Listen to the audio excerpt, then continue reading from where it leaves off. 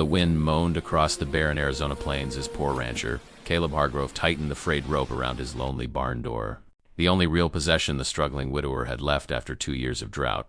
Sickness and debts that stacked like storm clouds above his head. Every evening he whispered to the land the same thing, just one miracle. Just one, but the hard ground never answered. That night, however, the ground trembled, literally sending a low, rolling quake through the soil beneath his boots. Caleb froze, instinctively gripping his lantern as dust drifted from the rafters. Then he heard it labored breathing, heavy footfalls in a distant groan of pain. Cautious but curious, he walked toward the canyon path, the dark swallowing him except for his flickering lantern. Then he saw it, two enormous silhouettes lying in the dust, two giant Apache women, towering well over 7 feet, built like living mountains, their skin painted with ceremonial markings now smeared with blood and dirt.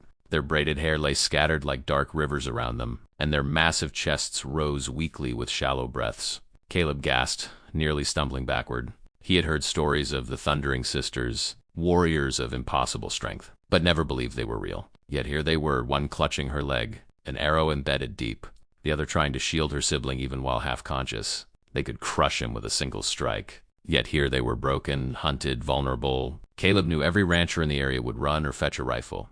But something inside him, something quieter and older than fear, whispered, "Help them." He knelt beside the first sister, Nieli, judging from the beadwork on her necklace, and examined the arrow wound. It wasn't a simple injury. It was poisoned, and she was fading fast. Her sister Tala watched him with half-lidded yet fiercely protective eyes, her giant hand twitching toward a stone as if to defend them even now. "Easy," Caleb murmured, his voice trembling. "I ain't here to hurt you." The sisters exchanged a silent glance, and Tala let her hand fall open beside her. Caleb worked through the night like a desperate doctor removing the arrow, sucking out what poison he could, using every herb his late wife had taught him about, even tearing his last clean shirt to bandage Nieli's wound. These women were colossal, each limb thicker than his torso, and yet he treated them with the gentleness of tending newborn calves.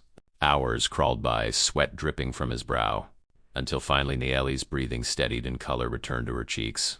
Exhausted, Caleb collapsed beside them, whispering, "Don't die on me. Please don't." Dawn broke, gold and pink washing across the land, revealing just how impossibly massive the two sisters truly were. When Nieli's eyes finally opened, they weren't filled with rage, they were filled with confusion, then gratitude. She pushed herself onto her elbows, towering over Caleb even while sitting. "You've saved us." "Small man," she rumbled, her deep voice echoing like distant thunder. Caleb nodded sheepishly, brushing dirt from his palms. "I wasn't gonna leave you out." "There." Tala placed a hand, the size of a dinner plate, on his shoulder. "Gentle, careful. You have heart," she whispered, her voice softer but equally powerful. "Our people will not forget." But Caleb wasn't thinking about reward or recognition. He was thinking about the riders whose tracks he had seen around the canyon, mercenaries, armed and hungry for bounties. The sisters were being hunted, and he had just inserted himself between them and a group of men who would gladly burn his ranch to the ground to flush them out. As the sun rose higher, the distant sound of horses approached, dozens of them kicking up dust on the horizon. Nieli struggled to stand, her giant frame shaking while Tala braced her. Caleb looked from the riders to the sisters and felt his stomach twist. He had only minutes. "Follow me," he said urgently. "I know a place."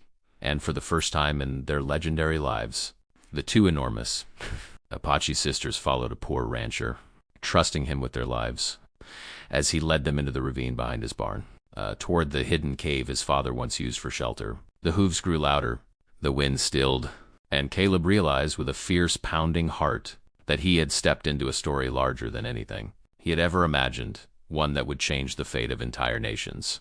The air in the hidden ravine was cold and still, thick with the scent of ancient earth as Caleb crouched beside the two giant Apache sisters, listening to the mercenaries shouting above them. They went this way. One barked, the crunch of gravel echoing through the canyon walls. Nieli gripped Caleb's arm, lightly, though lightly for her, was still enough to nearly topple him, and whispered, "If they find us, run." Caleb shook his head stubbornly. "I ain't running. Not after pulling you back from death." Tyla's massive hand pressed to the cave entrance as if bracing for battle. Even injured, she radiated strength. "You are brave, little rancher," she murmured. "Brave or foolish?" Caleb gave a faint grin. Maybe both. Minutes stretched into hours until, at last, the riders faded into the desert, leaving behind only silence and the lingering fear of their return. When the threat finally passed, Caleb escorted the sisters deeper into the shade. helping them drink from a spring trickling through the rocks.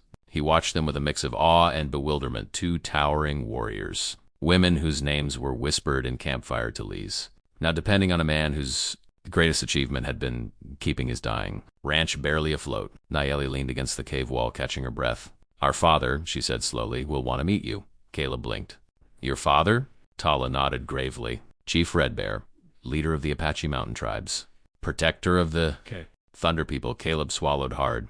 Meeting an Apache chief was one thing. Meeting the Red Bear was something else entirely, especially when his daughters returned home injured, saved by an outsider. The last thing Caleb needed was a tribal war ripping through his land because he interfered. Maybe he don't need to know it was me, Caleb stammered. But the sisters exchanged a look that made it clear there was no escaping this fate. That evening, as crimson streaks crossed the sky, figures emerged on the distant ridge, silent, disciplined, moving like shadows made flesh. Nearly 100 Apache warriors descended the slope, each carrying spears, bows, or decorated war axes. Their faces were stern, unreadable, and in their center walked a man built like ironwood broad, scarred with braided hair that reached the middle of his back and a wolf pelt draped over his shoulders. Chief Red Bear, his eyes were dark and sharp, scanning the ravine until they fell upon Caleb, the lone small rancher among giants. For several agonizing seconds, the chief said nothing.